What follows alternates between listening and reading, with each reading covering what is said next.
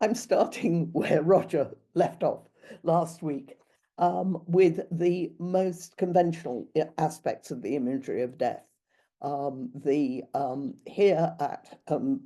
Thomas Masham rises from his sarcophagus, casts off his shroud at the sound of the angels trumpeting the general resurrection. Underneath is a charnel house, and the charnel house is flanked by gravedigger's tools, a Bible, and a coffin.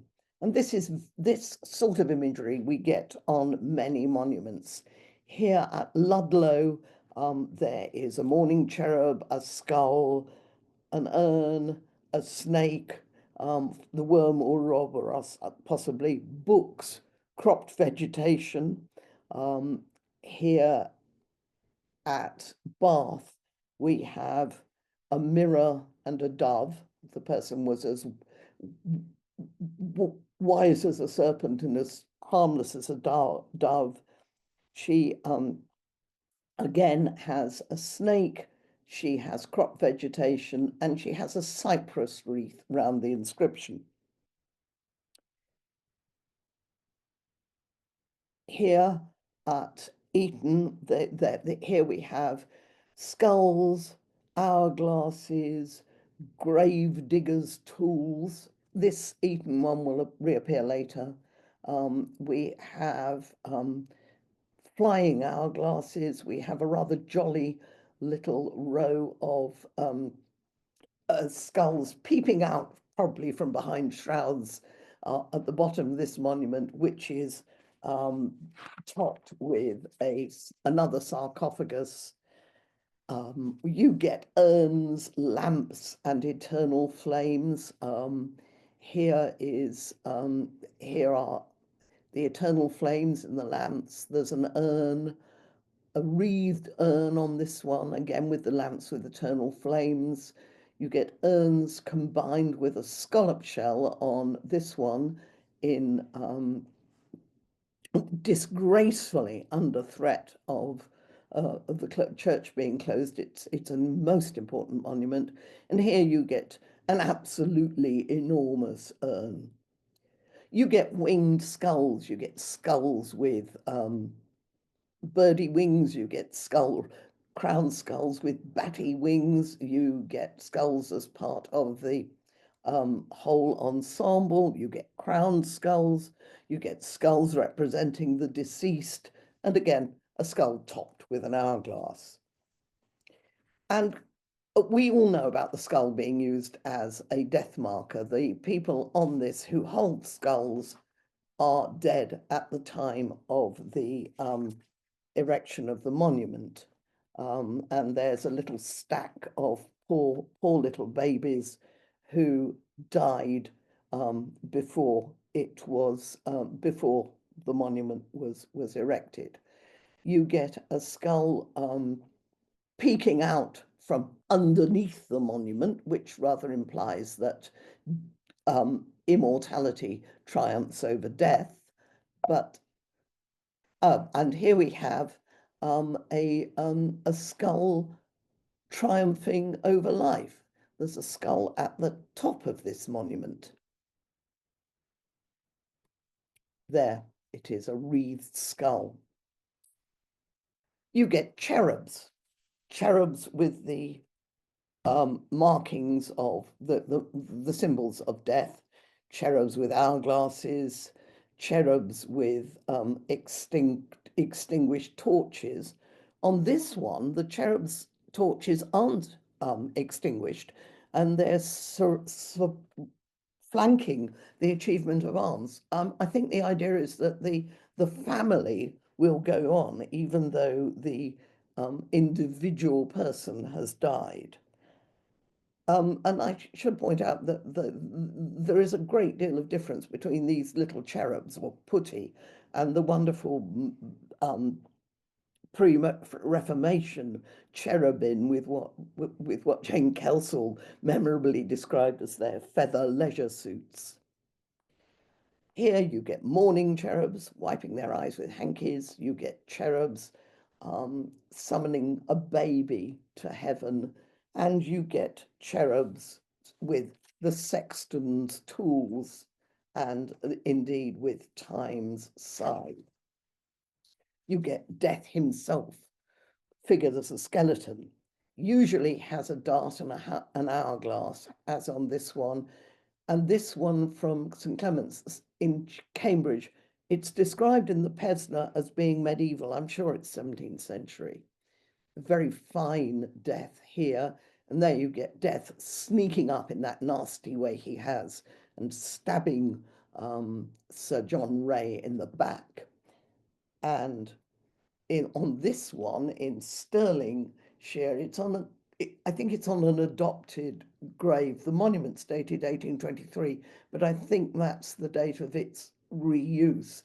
This looks 17th century again, and what you have here is Death really as a street fighter. You get Death combined with time, as on this wonderful wooden monument. Here is Time with his hourglass and his scythe, and there is Death. You get another wonderful Time. You get Time holding the hourglass and the scythe, and combined on this one with Youth blowing bubbles, showing the evanescence of life. You get symbols of mortality, clipped blossoms. This is to a little girl. Death takes the blossom, but the blossom is then taken up to heaven by the hand of God. You get wreaths of flowers, again, surrounding the monument to a child. You get scallop shells, again, an image of immortality. You get martyrs' palms. You get victory wreaths, sorry, martyrs' palms and victory wreaths. You get an olive and a palm at the bottom of this one. You get, and this, of course, are the allegorical figures of justice and victory. And on the right-hand monument, you get a fantastic bat. You quite often get bats, but this is the best bat ever, surrounding the cartouche with its head at the top and wings at the sides and claws down below and a sort of little sub-bat at the bottom. You get scenes from the Bible, mostly recognizable. Here is an Annunciation from Ross on Wye with the infant Christ sort of body surfing down from heaven towards the Virgin Mary. You get the general resurrection, you get the sacrifice of Isaac, you get the Good Samaritan. On this one in Barnstaple, you get illustrations of particular passages from the Bible. Here we are, which are identified on the inscriptions. He sent me from above. He took me, he drew me out of many waters. The wise man built his house upon the rock, and the rain came down. And on this one, the path of the just is as a shining light that shineth more and more unto the perfect day. Just as a matter of interest, I would be fascinated by any suggestions. Someone has suggested to me that this is a gallows. It might be a doorway.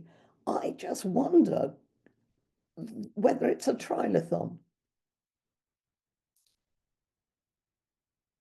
However, what I've been dealing with now is fairly simple in terms of imagery. So we now move into more complicated areas. This monument at Writtle in Essex is one of two which have the same program. It wasn't devised for this monument, it was devised for its The earlier one version of it in Southwark Cathedral was devised by the patron of the monument, Sir Mr. Austin. And it's a reflection an amalgamation of biblical references to the harvest. Notice the agricultural tools on the pillars and the quotation of 1 Corinthians 3:9, ye are God's husbandry. It's emblematic, and this is an early description of the one in Southwark. It's emblematical of Christ and the resurrection, according to the pious fancy of the devout Mr. Austin. First, as a representation of a rock upon which is written, Petra erat, the rock was Christ. Petra erat Christus, the rock was Christ. Down this rock runs a stream of water, and at the foot of the rock, growing out of it, grows up standing corn, on which is a label with these words, which means, if it dieth not, it liveth not again. Underneath this corn, upon the basis, is the significant motto, Nos, he hath sown, cherished, washed us, and he shall gather us together and renew us. I'm just translating the Latin. Upon the top of the rock standeth an angel, in his left hand a sickle, his right hand pointing upwards towards the sun shining in his glory, with a label saying the Son of Righteousness. On the right and left sides of this monument are the instruments of husbandry, as ploughs, whips, yokes, rakes, spades, flails, harrows, shepherd's crooks, scythes, and over this is written, you are the vos est Dei agricultura, ye are God's husbandry. There are two harvesters, angelic harvesters. They are leaning their heads upon their hands, as weary and tired and resting after their harvest work. And under them, the words, which you can see here, messores congregabunt, the reapers shall gather. And you notice at the bottom the winnowing flail and the harvester's bottle with the coat of arms on it. So this is an extraordinarily complex program that's a reflection on the idea of the Christian as being both the harvester for God and the harvest of God. And this is another one with a moderately complex imagery. Again, it's interesting because we know it's devised by the patron. Here is Sir Ralph Bovey grabbing an anchor presented by the hand of Christ. And it says that this is the epitaph which he wrote with his own hand. And it says that I was falling into the waves, but the anchor of Christ at length saved me.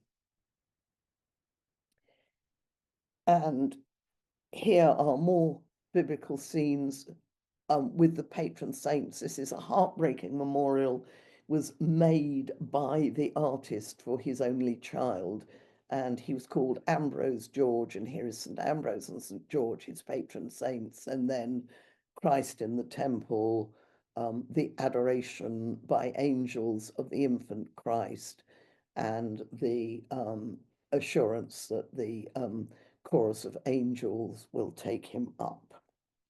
Because, of course, the angel bears the souls of the dead to heaven. Here is a very late example of the souls of the dead being taken to heaven by an angel, just right at the end of the reign of Mary I. And then on later memorials, the angel, I'm not sure if you can quite see it, addresses heartening phrases to the dead beneath. And of course, there are more modern angels. They hold the inscription, they carry the soul of the dead to heaven while her family vainly mourns her coffin below. I'm not sure whether these two are the two at Beer Church are actually angels or just encouraging heavenly spirits. And not all the winged figures on monuments are absolutely clear as to their identity. Do these two, are they angels? These two, they're holding a very snazzy clock, right up to date, and an hourglass. Are they angels? Are they hours? Or are they perhaps harpies? Are we going into classical imagery here? Um,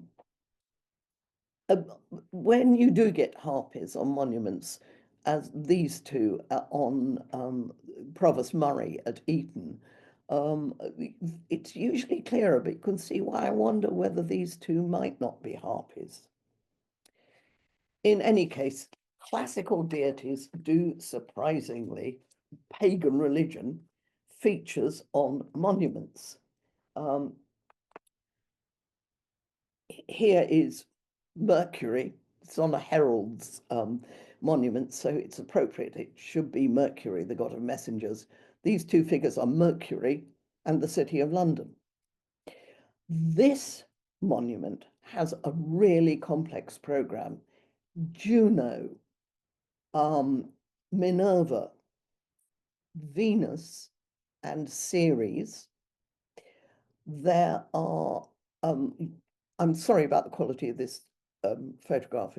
It's rather old, but here you are. You can see this is Venus and Ceres, and there are sirens on the sarcophagus on which the figures of the dead lie.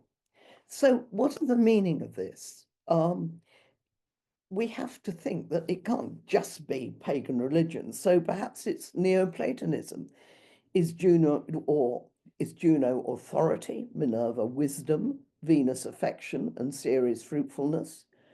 Are they the elements, with Juno being fire, Minerva air, Ceres earth, and Venus water?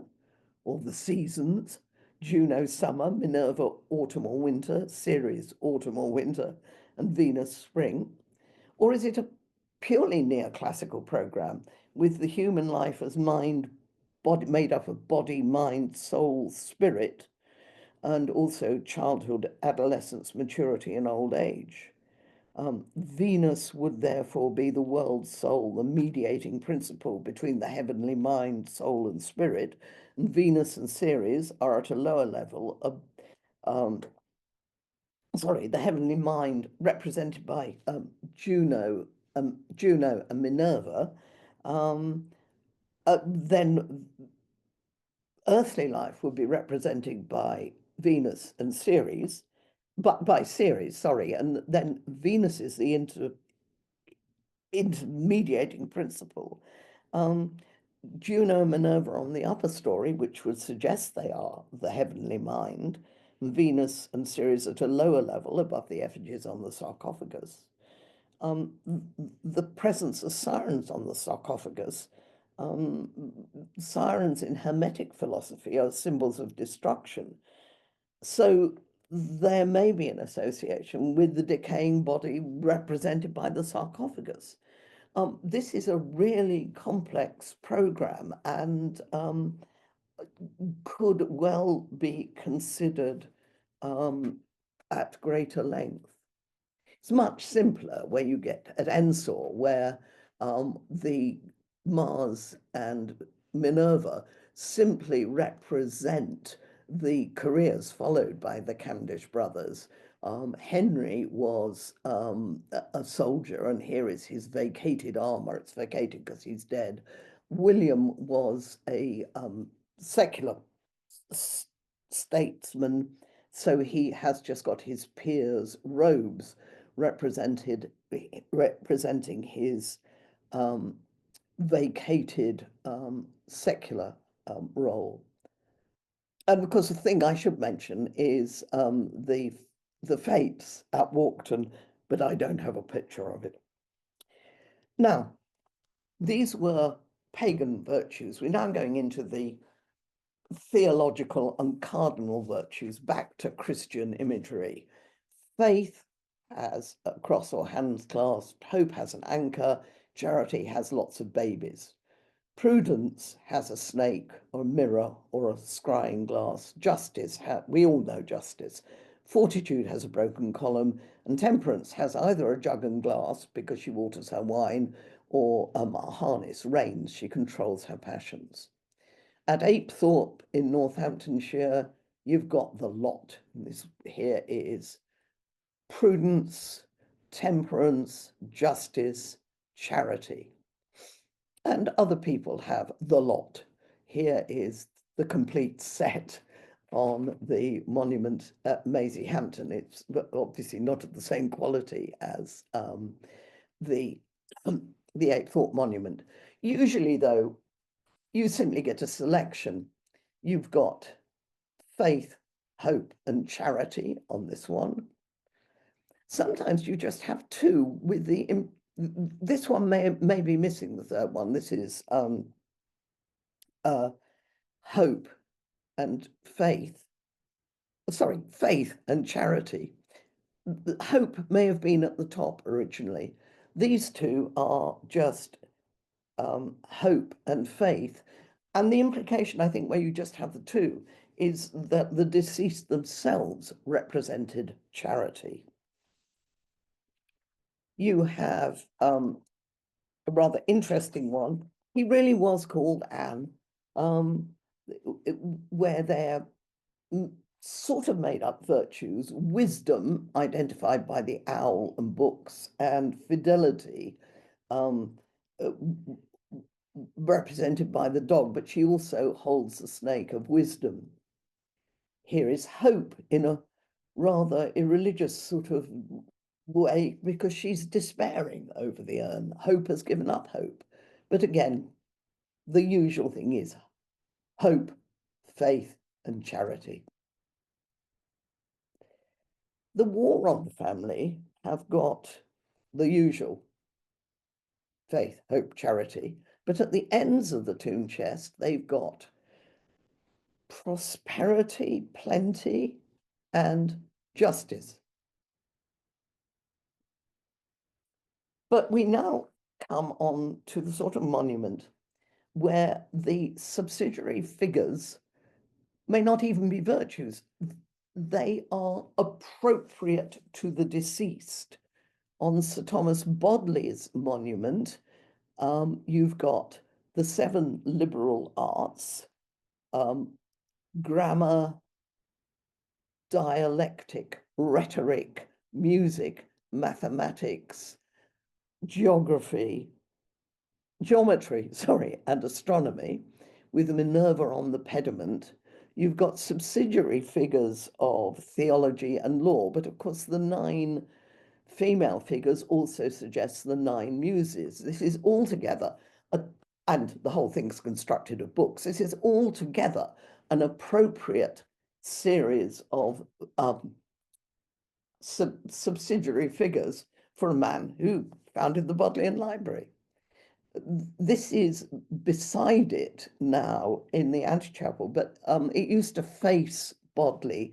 It's to Sir Henry Savile, and Savile founded chairs of astronomy, and there's astronomy and geometry, and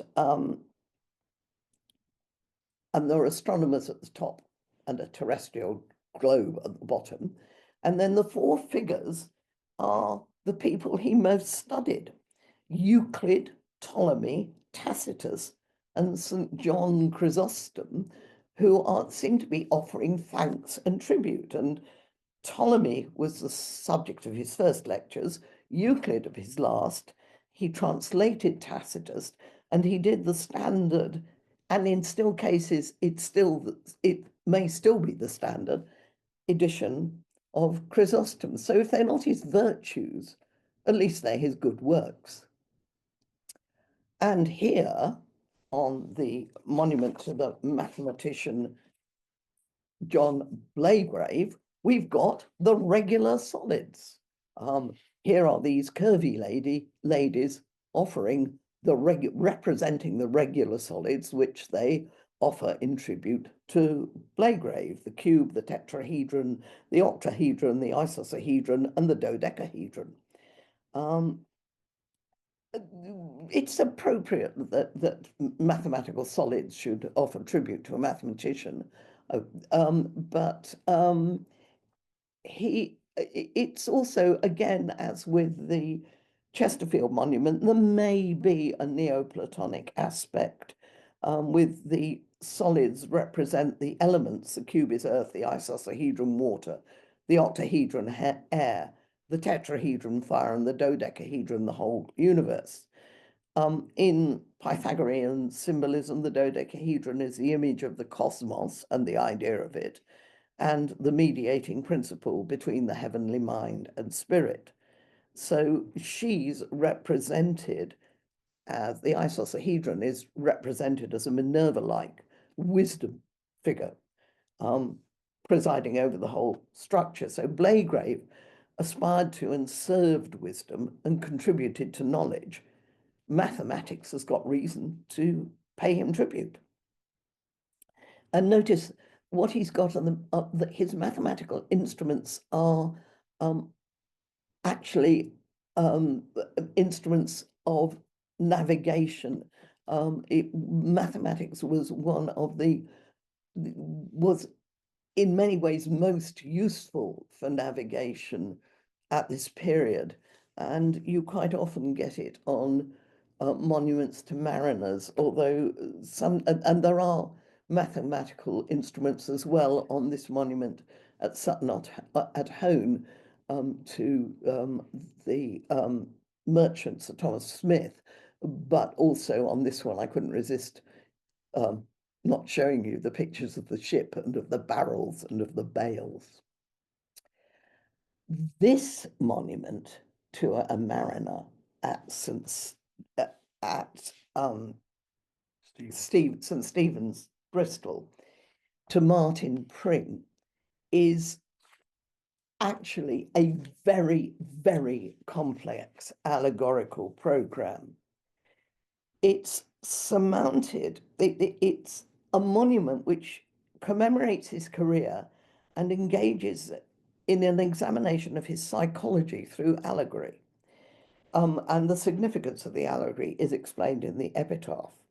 The central inscription panel is surrounded by figures representing grammar, mathematics, geometry, and astronomy. While, as the inscription indicates, prudence and fortitude surmount the monument, which is supported by hope and time, represented as a mermaid and a satyr, which possibly, I mean, this has been restored, but it's probably what it originally was, which the mermaid and the satyr must reference his adventures on the wild sea and the untamed land. And they're on either side of a crossed pickaxe and spade and an hourglass. This mixture of virtues, liberal arts, and personified abstractions make up a scheme appropriate to a merchant and a pioneering navigator. He's one of Raleigh's associates. He was sent to Cape Cod by Raleigh in 1603. The liberal arts are those he would have needed as a merchant and navigator: grammar and mathematics, because he had to be literate and numerate; geometry and astronomy, because these are the basis of navigation. Geometry, one measures the earth; with astronomy, one can steer by the stars. These central figures thus detail the skills which enabled Pring to find a success in his career. Three of the outer figures are those personal qualities which enabled him to put his skills to good use: fortitude, prudence, and hope. They're preeminently the virtues of the pioneer. We may translate them as implying that he was tough, resourceful, and often optimistic. Time is that to which all are subject, and what Pring finally could not master. Um, so this is a, a, a really quite psychologically complex representation of the person commemorated. This, on the other hand, is the most revolting program on allegorical program on any monument which I know. It's to Sir Lawrence Tanfield at Burford, and it's designed to prove that Lawrence Tanfield was not rich and prosperous because he was, as he was, the most notoriously corrupt lawyer in an age known for its notoriously corrupt lawyers, but that he was being rewarded by God for his virtues. So he gets riches, wisdom, godliness, plenty and peace, diligence and justice. And he gets riches twice. And they're all identified, and also promotion. And they're all identified by biblical quotations. So there is justice, there is plenty, there is righteousness. And the idea is that he exemplified all these virtues, and because he was a virtuous person, he got plenty and honor and all the other things which this triumphs. It's actually what's now called in modern evangelical circles the prosperity gospel. I find it completely repellent. Other lawyers have rather nicer monuments. Here, you'll know this one. This is St. Helens Bishopgate, unfortunately damaged in a terrorist outrage, but it it commemorates a great lawyer with a legal document. And on this one at North Muscombe, it's a deed box with the carved on the top with the bequests that John Smith left in his will. You get appropriate imagery on lots of monuments. This is the New Testament and Old Testament on Bishop Gardner's monument at Winchester.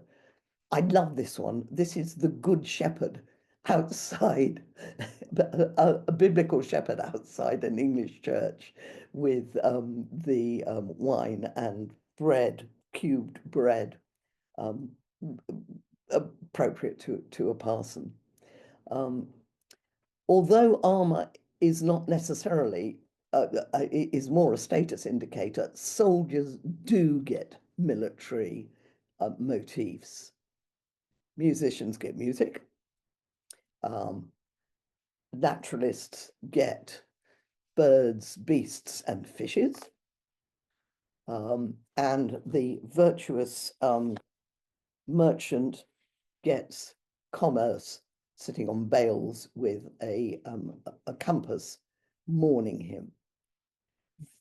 This one has Rosicrucian imagery and is to a quack doctor. Francis Anthony invented potable gold, which was apparently very efficacious as a tonic, probably because any gold that there was in it was dissolved in extremely strong alcohol.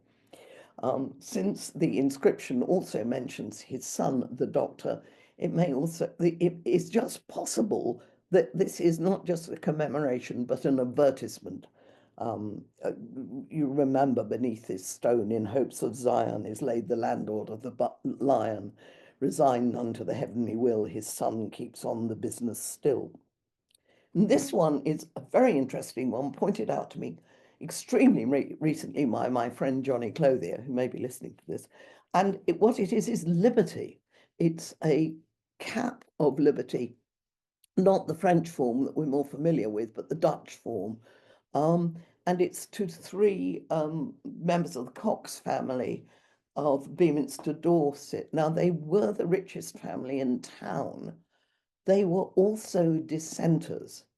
They made their money from sailcloth, which means they probably at this period making most of their money from the British Navy.